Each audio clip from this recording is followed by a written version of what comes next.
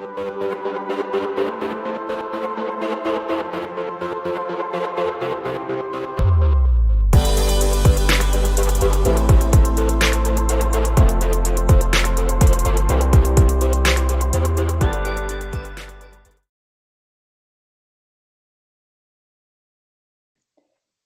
everybody. Welcome back to your Donna Drones podcast. I'm Dawn Zolda, your host and the CEO of P3 Tech Consulting. We are knee deep in a month dedicated to multi-domain operational support, and it is sponsored by Matrix Space. Today, we have the distinct honor of having with us here our next BVLOS Above and Beyond series guest. Epstein is the CBO and co-founder of Wonder Robotics, and he's coming to us live from Israel. So welcome to the show, Or. Shalom from Israel. Pleasure to be here.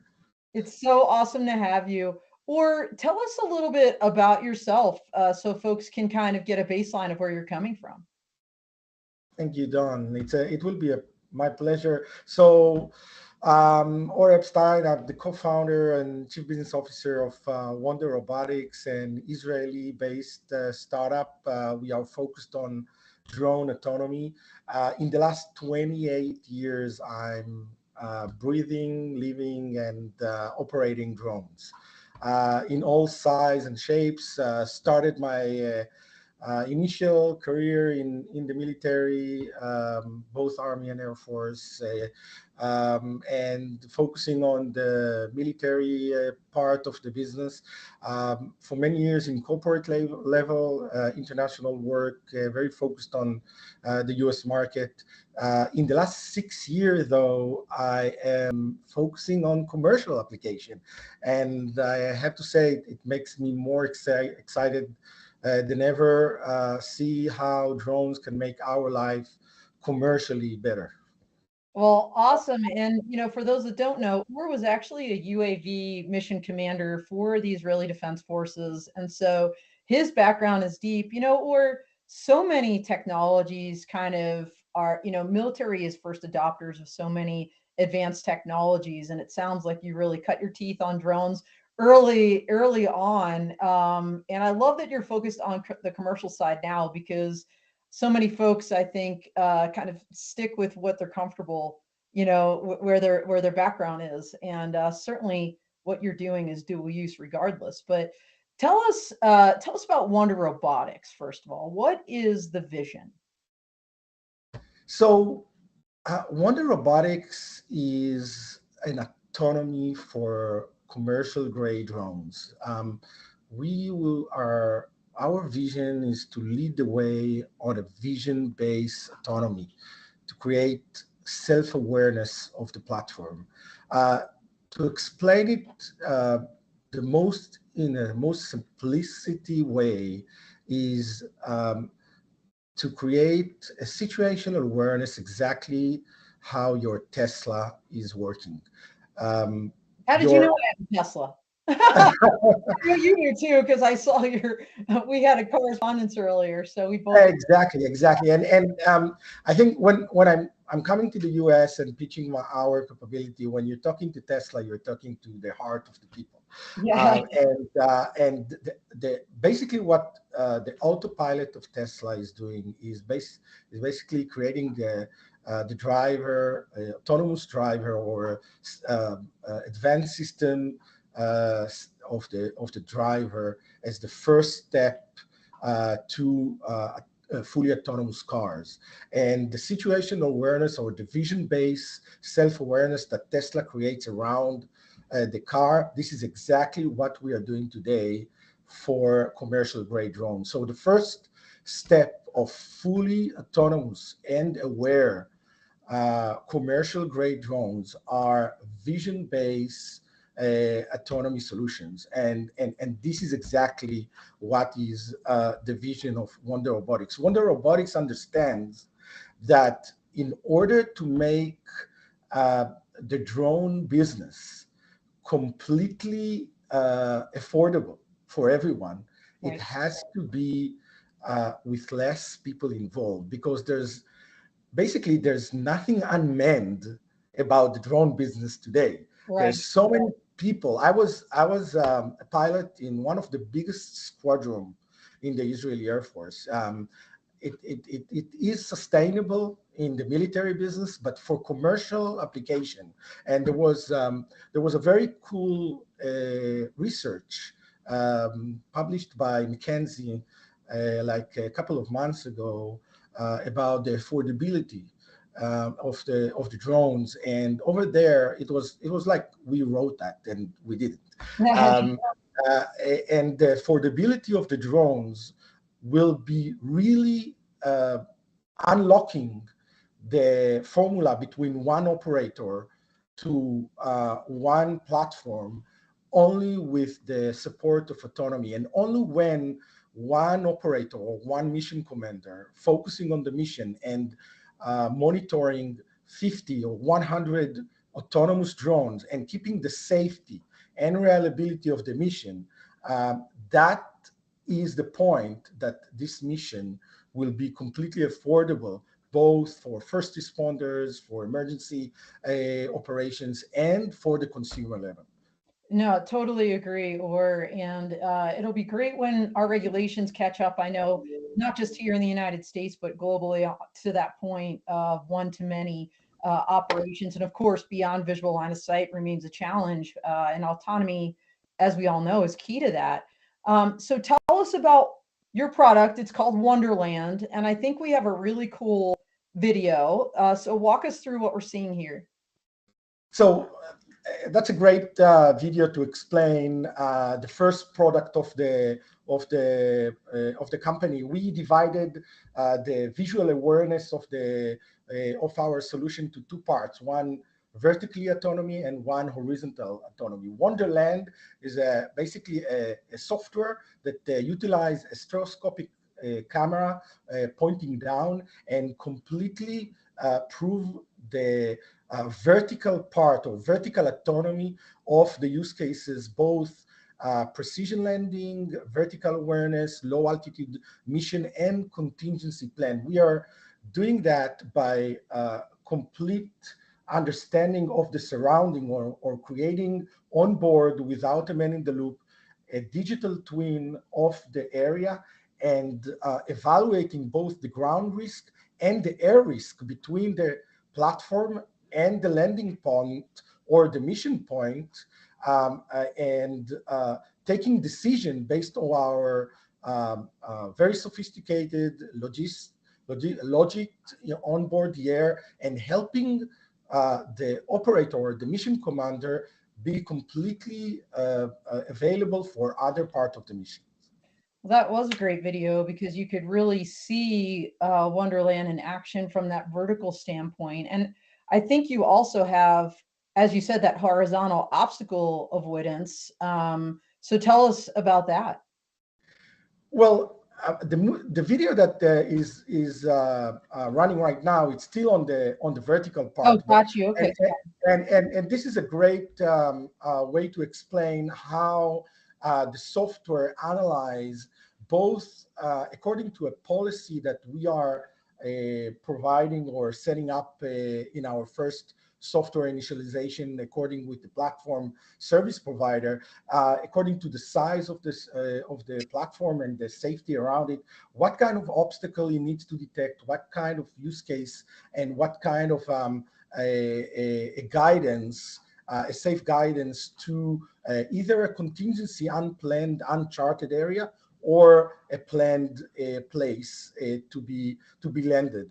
This is not only a robust precision landing, this is also a pure understanding of the vertical distance between the package, if it's winch recovery or not, to the deployed place.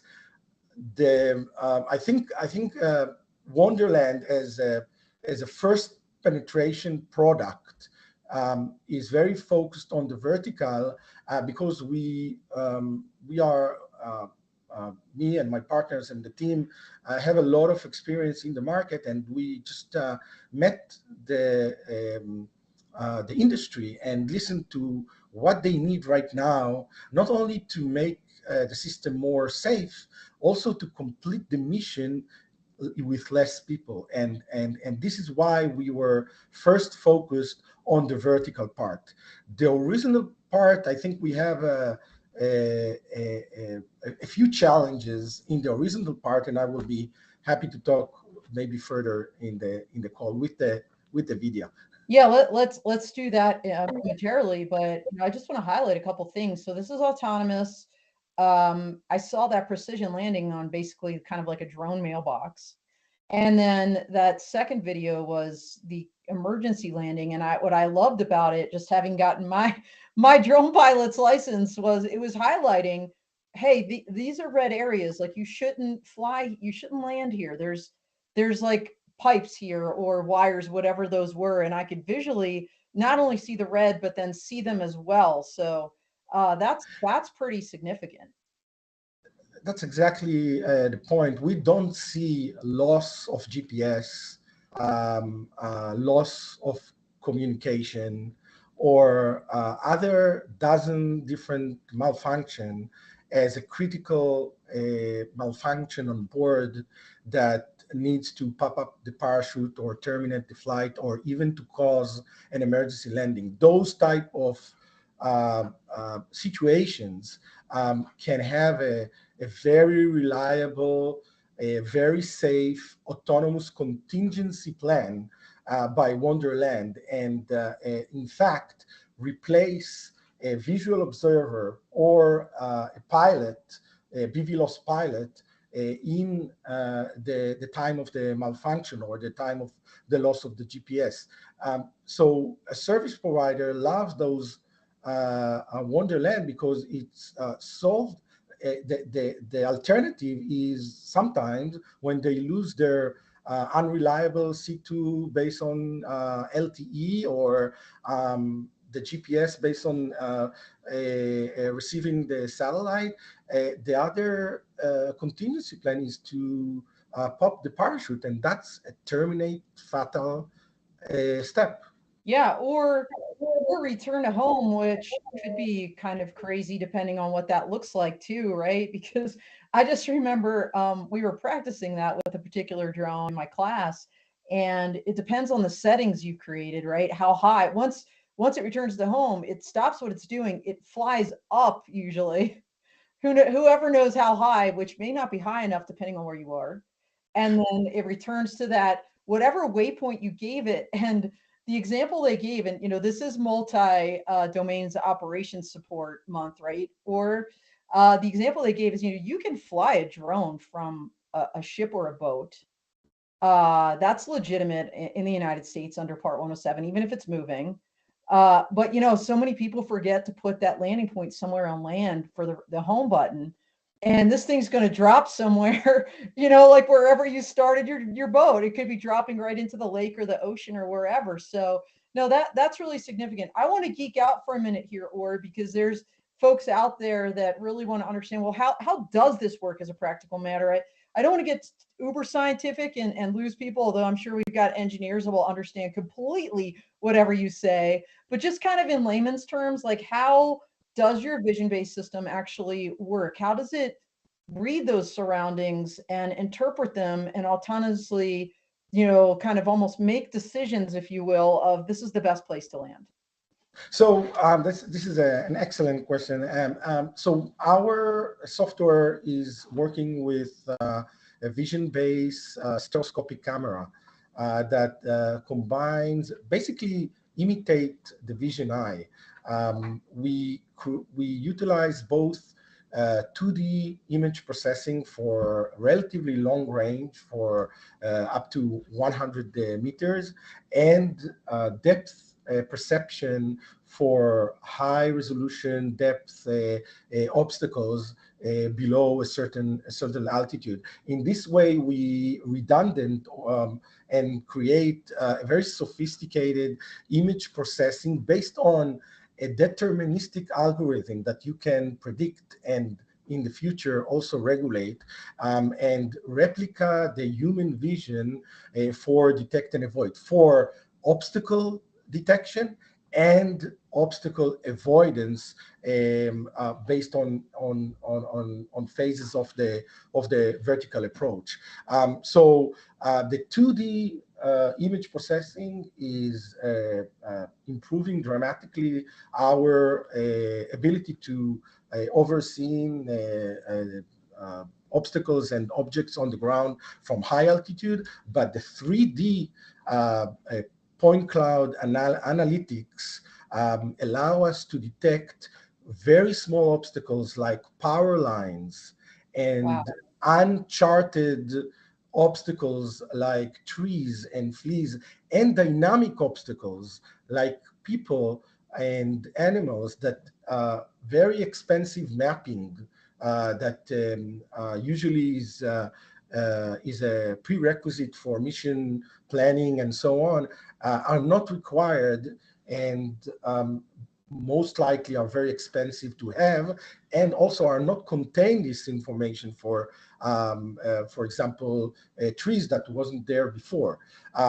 People that going into the drop zone or to the low altitude, the close to ground mission, those type of 3D obstacles are easily detected by our stereoscopic image processing point cloud gathering. Well, that is crucial, or because for so many autonomous systems, this idea of a dynamic environment is troubling, right? This idea, like you said, a child has run into now the ground area underneath this drone, and the ability for the system to recognize that and realize, hey, this is a danger. We're not landing on the kid. I mean, when you think about at least in the US, the approvals that are needed for beyond visual line of sight and the safety kind of backstops that need to be built into a particular mission, this is really going to be key. So I want to talk a little bit more about the precision landing, because I think for a consumer grade drone, off the shelf, if you will, the sensors that are usually on board, maybe can do a precision landing, air quotes, about within a 5-foot range or so. How accurate is the WonderLand system? And I think we have a video that go with this. Thanks. So it's gladly, it's not only how accurate is our system, and our system is very accurate, up to a few inches accurate. The secret sauce of our system is the robustness of the system. There's a bit anomaly of the market today, because most of those service providers that wants to scale up and to create a real BVLOS missions are using a consumer grade hobby style cameras to get those QR codes, and basically they are completely unreliable. So when you have a guy in the loop or a pilot in the loop, and the QR is being lost, there's no problem to take over and complete the landing successfully. But when you want to keep the mission safe and affordable, and keep your people away from the drop and for the scale operation, and operate many drones in a semi-urban environment, you need a really robust and reliable precision landing. And so our system is not only accurate, it's also redundant with a few tracking device, not only the simple hobby style tracker, but it's a several layers that can use either QR codes or other type of measurements, or even without a marker at all, and are in real time backing each other, that if someone is being take a reflection from the sun, or even the shadow of the drone itself, provide break in line of sight with the QR code, the drone or the mission will be completed successfully, and the delivery or the package will be dropped in an accurate way. And so that's not just, because we're talking about multi-domain operations, I imagine not only that drone mailbox that we saw earlier, which is very precise landing required for that, but also with this kind of system that you've put in place, I imagine even hypothetically a drone landing on the spot robot dog, the quadruped UGV, or a drone, as we mentioned, kind of landing on a boat if you're out on a lake, and all of these things. So it doesn't have to be military. There's commercial applications for all of these things across many domains. So really, really cool. Absolutely, it's a great comment on we, being a small company, we are taking one use case at a time and trying to prove our both technology validation, doing thousands and thousands of landing, proving the safety case together with our customers, which cannot allow themselves, because this industry is in its early beginning, a mishap. But there's wonderful use cases out there that you can, and you said that in a drone delivery to a ship, or to resupply the crew that is waiting like 3 weeks in a harbor that it's completely packed, and we saw that in during COVID time, or Right. to deliver a critical component to be replaced on a wind power in the middle of the ocean. Uh, Yep. those type will have to be remotely beyond vision line of sight, even probably completely autonomously. And for that, you need a reliable system that can not only land precise, also in a very harsh environment. Oh, that's a great point. And you mentioned drone delivery, so I'm going to go there. What other use cases, the other use cases that WonderLand supports, how can they, for example, enhance the autonomy of a drone delivery service? So basically, we divide drone delivery to two main points. One, basically as a one point of one family of missions are business to business, or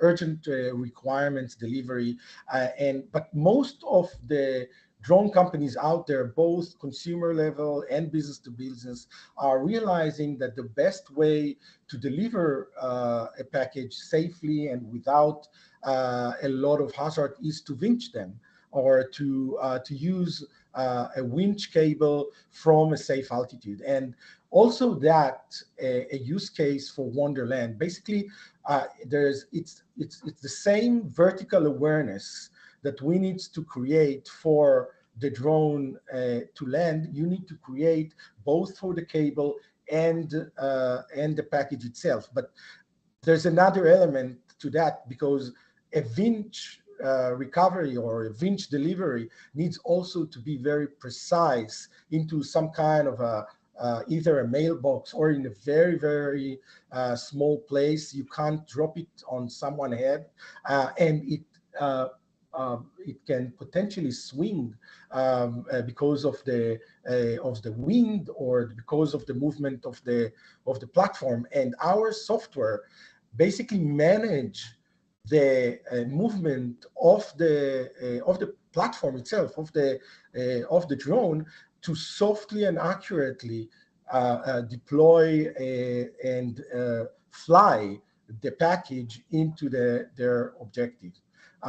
While they're doing that, we are constantly looking for obstacles, for vertical awareness, either people or animals or the power lines, because everybody can imagine if a cable or a winch delivery will go wrong, also the platform will crash.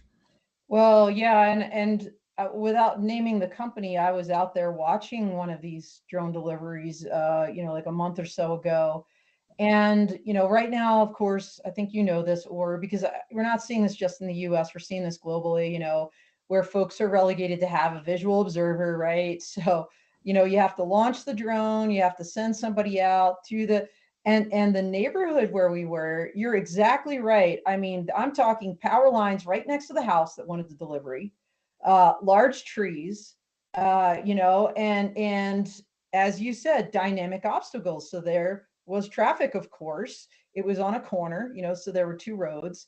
And to be able to have a system that takes into account wind and other factors for that winch operation, because these winches, they're dumb winches, right? They are not Exactly. smart winches. In other words, unlike the opposite, where we had Elastair, the tethered drone company, on here last year. Their cable is a smart cable because it's tethered, like it was built that way.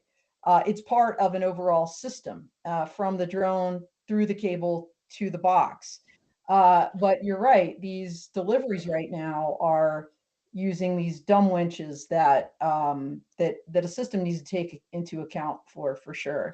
So Ex- exactly. There's a need. We are considering those tethers, those cables, as the actual glide slope of the vehicle, and vertical awareness means that you always check the vertical clearance or the ground risk and the air risk for the people and for the aircraft. well, besides wind, that's obviously weather is always an issue, as you mentioned. Harsh environments, I think, was the term you used, and in relation to maybe some of these offshore deliveries, that's always a factor. But you also mentioned something that's significant, and I think an ever increasing possibility is this idea of GPS signal loss. Exactly. I mean, I don't have to preach to you, or being with your background and where you live, right? This idea that there are folks out there that want to jam systems, spoof them, cause problems, but you could simply also just go into a dead spot for whatever reason Absolutely. unintentionally. So, what happens with WonderLand, with your system, if the GPS signal is actually lost? Uh, the best way to put it is nothing. We don't use we don't use GPS. Having a GPS loss uh, for autonomy provider as Wonder Robotics is not a problem. It's not a malfunction. Um, we consider our solution is a completely GNSS free. There's for commercial application. So there's a lot of military. Yeah, Cut in for 1 second for those out there. GNSS, that's the Global Navigation Satellite System. So GPS is just merely one constellation. There's GLONASS, right, which is the I believe the Russian version, BDAO, which is the Chinese. So there's a number of these GNSS systems out there. And what we're saying is it's irrelevant to his system. You don't need, so you can operate or in completely GPS denied environments. For example, a greenhouse, in glass enclosure or inside. yeah. Potentially when in a commercial environment, forget about military application that Yeah, needs a different environment. But for commercial environment, when you are operating in a simple area for a few miles, eventually when you want to complete the mission or you want to fly, there's a few measures in visual navigations that you can first do a safe hovering till the GPS will come alive again, or you can continue with a limited accuracy to a safe landing during the critical vertical maneuver during the mission itself, when you have urban canyons and then challenged by the GPS reception. We right. are completely denied environment, and we can help with uh, those service providers not to rely on the GPS receiving or the GPS navigation as a first navigation system. Basically, WonderLand can be their first reliable system, and the GPS will be the backup. I mean, that's like 180 from, I think, what people think, right? Exactly, because in urban environment, well, this is a little bit in the future, but when we will have, we don't, the regulation is still not there, but when we will have drones delivering things, critical things to our companies, or to their rooftops, or even to the balcony. Again, I don't shoot for a pizza, but I can for sure expect a downtown hospital getting their critical equipment or blood sample. But when the drone is maneuvering down and landing, the GPS will be lost, and we all know it when we drive the Fifth Avenue. So using that in this critical maneuver, don't use the GPS. Use WonderLand, or use a typical system that knows how to deal with this critical phase of the mission, and GPS will be a redundant system. Well, I'm going to ask a very practical question for our audience. By the way, we do have folks out there chiming in. So Sango is like thumbs up, and we've got Howdy Howdy from Rotor Dynamics. Rotor Dynamics is one of our super fans out there, Texas, Florida, South Carolina. So thanks, everybody. Keep it coming. We love all that. Here's a great question. So I'm going to ask your question in 1 second. Rotor Dynamics, give me one. I want to ask Or this first.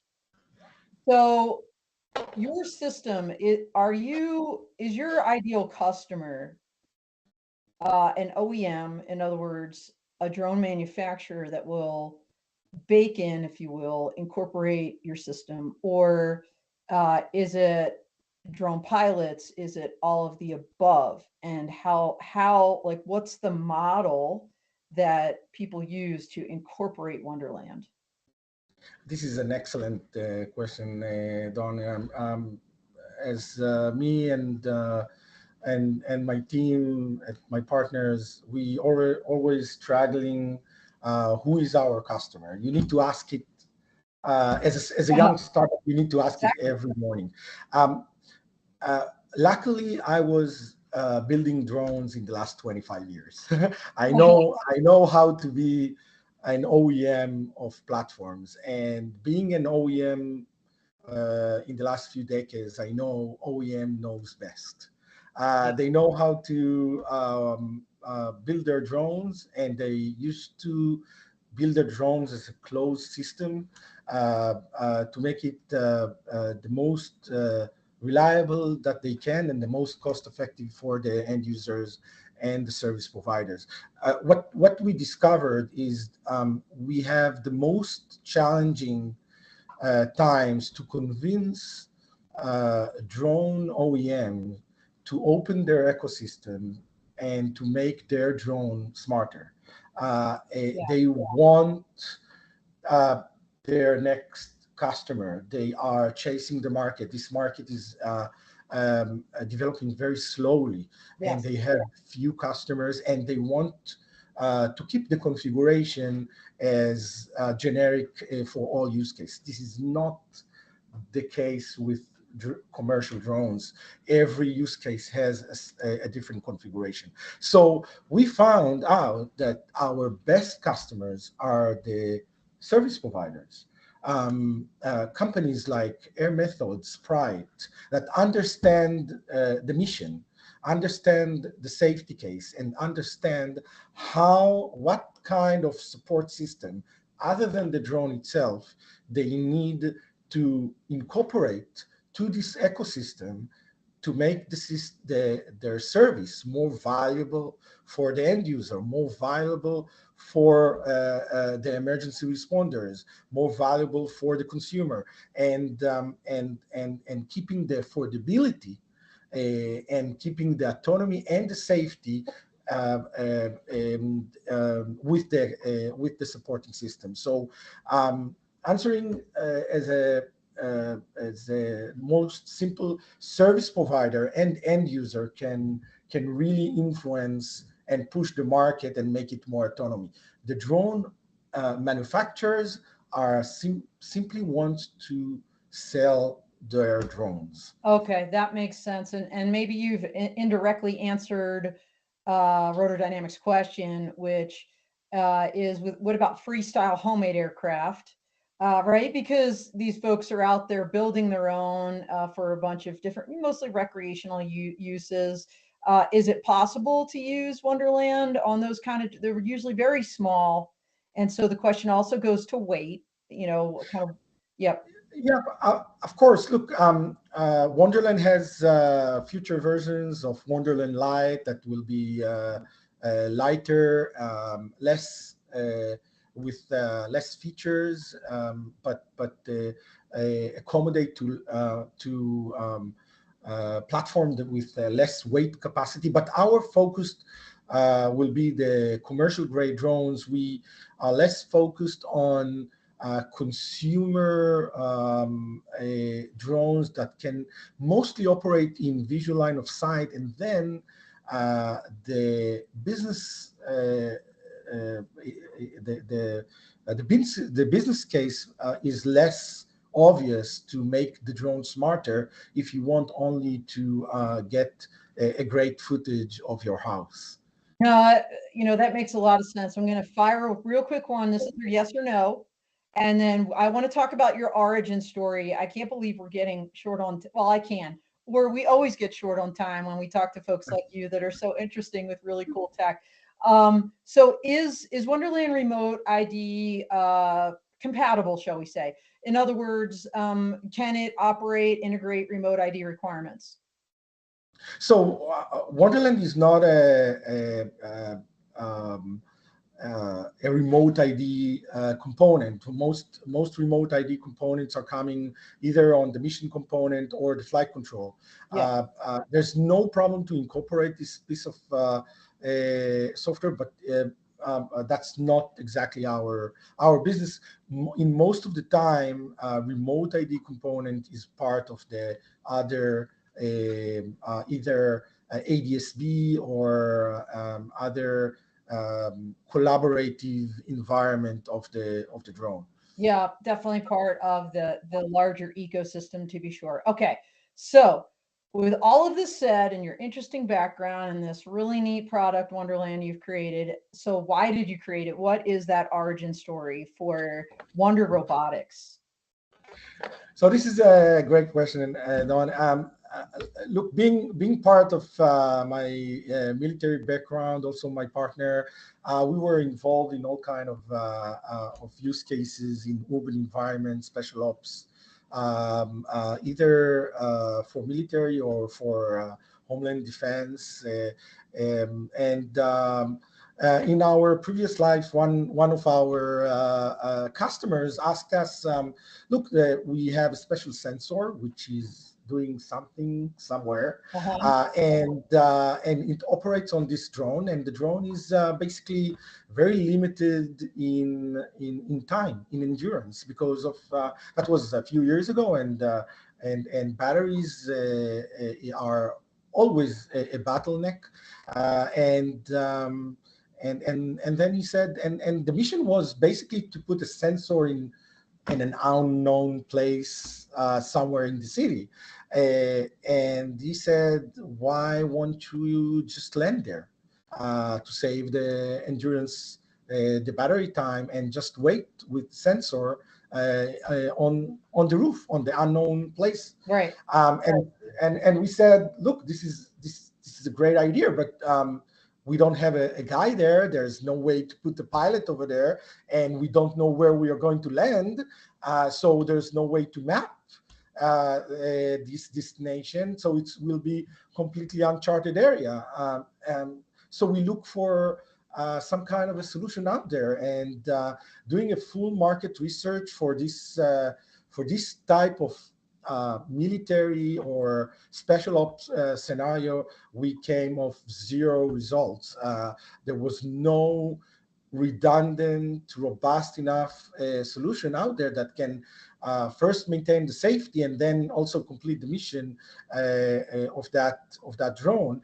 And then we thought, look, this will be a great idea, and we took some kind of a leap of faith, and we truly believe that in the commercial market and also in the first responders, that can be part of the holy grail, the part of the self-awareness autonomy of the drone. Well, and as you said, first responders, this drone as first responder concept is really taking off. No pun intended. So we're just going to see more and more of this. Now, you linked up with Genius New York at some point. Yeah, yeah, Genius New York. That's There's your big being an check, by the way. yeah. Well, Everybody loves a big check, as you said. Yep. you see the happy faces. Oh, absolutely. This is Idan, my partner and friend in the last 28 years.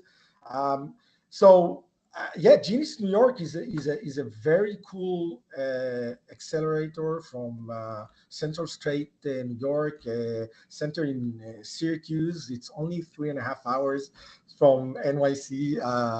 I know for Manhattan guys it's completely international, but no, it's really New York. Yep. It is a cool place. It is a very drone friendly ecosystem, together with the Excellence Center in Griffith Airport. Great facilities like Skydome, many millions of dollars, creating infrastructure for young companies like us coming into this area. And there's a great resource of young students, both engineers, business concept, robotics, and this great, every year 500,000 students are graduated in the area. So we applied for, that's already the 7th year, and we happily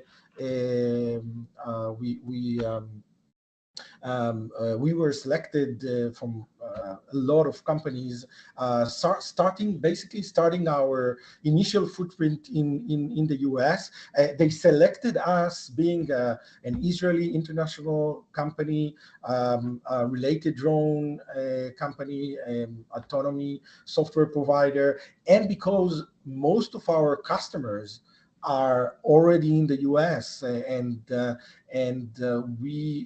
they are helping us scaling up our business together with our customer. This market is a slow bloomer, and eventually everything will happen, and when it will happen very fast, and we need to be there with boots on the ground, with to support the validation of the technology, the durability and the reliability test of our customers, the waiver process, and the setup of our business, training our customers. And Genius New York embraced us and got us this investment in our company. And basically we opened just last March our operations center in their facility in the tech center. Thank you very much. And it helps us a lot as a base to go first provide the product from there, supporting our customer from the US, because crossing the Atlantic for every demo, for every training, or for every support case that our customer is a very challenging thing. So we are very happy to be part of cohort 6 in Genius New York. We're just completing our year, and hopefully the grow together with other very great companies that already found their Syracuse, New York as their home. And just recently, I think they opened cohort 7. So every Israeli international company, drone, US, just registered. There you go. So We are actually at time, but I don't want to end this episode without talking about what's next for you, because as we think about drones and kind of that crawl, walk, run approach we're seeing there, we're also seeing advanced air mobility, electric vertical takeoff and landing actually start to move, like as you said, a little bit quick, like, so that's interesting. And I think we have a quick video we want to roll to show how what you're doing can plug into this market as well. Exactly, and this is our first step to the horizontal autonomy. Basically using our system, our vision-based autonomy software for urban air mobility or AAM platforms is a very natural evolvement of our technology, and we are already talking to several companies based on a very cool project that we have with another Israeli startup called Air that took a little bit different approach than typical taxi or unmanned air taxi like the big players. They are focusing on the pleasure or the leisure aerospace, and what we found their approach to be quite innovative, that they will keep the pilot inside and